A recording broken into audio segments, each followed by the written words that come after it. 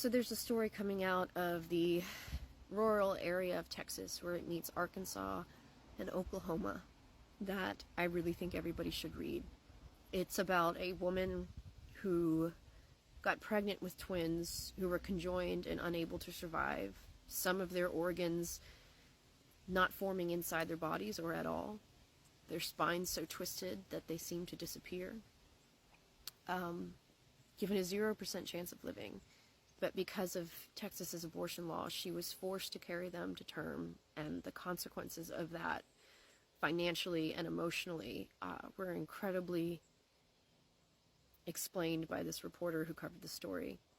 I really don't think that I can paraphrase in a way better than what the journalist did, so I'm going to read the first section of the story, and I encourage all of you to check the comments for the link to the full story, because it's a story that everyone should tell.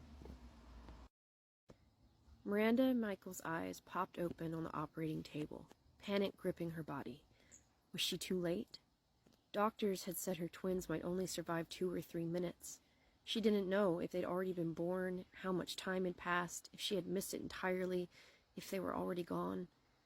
During the 2-hour surgery, as doctors sawed through scar tissue from 3 previous C-sections, Miranda tried to fight the sedation, waking in alarm, then slipping back to sleep after her partner and mother-in-law assured her the babies were still safe inside her. Miranda's prognosis was as clear today as when she first heard it 4 months ago. A 0% chance of viability for either twin. But Texas's new abortion laws, which make no exception for lethal fetal anomalies, required Miranda to carry this pregnancy through to the bitter end. Now that end was here. Sliding in and out of consciousness, Miranda flashed through the possibilities she'd spent months preparing herself for. Maybe her babies would be born dead, so deformed the doctors wouldn't even show them to her. Maybe they'd live for a few hours. Maybe they'd be strong enough to go to the neonatal intensive care unit. Maybe she'd at least get to say hello and goodbye. A cataclysm of joy and grief she wasn't sure she would ever recover from. Or maybe it would all work out. For the 8 months leading up to her August delivery, she'd fought to keep hope at bay, forcing herself to focus on the finality of the diagnosis. But now, with oxytocin floating in her body, she couldn't resist. Miracles happen every day. Doctors can be wrong.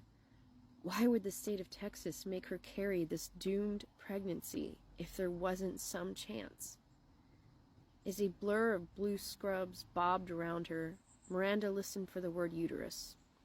The nurses had told her, when she heard that word, it meant the doctors were preparing to move the twins from the safety of her womb into a world they couldn't survive in.